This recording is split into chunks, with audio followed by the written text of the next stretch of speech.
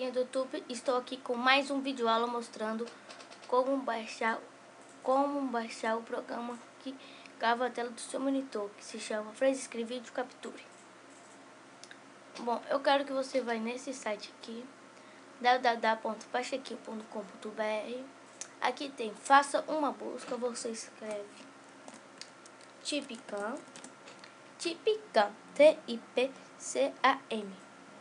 Aí tem esse daqui, ó, Tipcam 2.2, grave vídeos até 20 minutos em sua área de trabalho, salvando os arquivos em blá blá blá. Pois é, você vai ler na hora. E tem esse que a gente veio procurar exatamente, Freeze Screen Video Capture.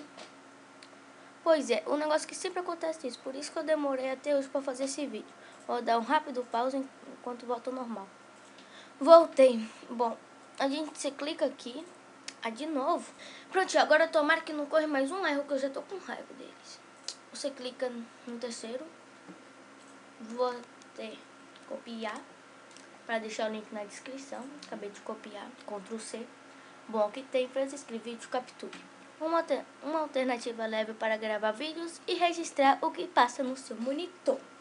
Você clica em baixar, você testa e depois você faça seu teste e faça vídeos e coloca no YouTube. Rápido, fácil e simples. Por favor, se inscreva no meu canal. Tchau, gente. Até mais.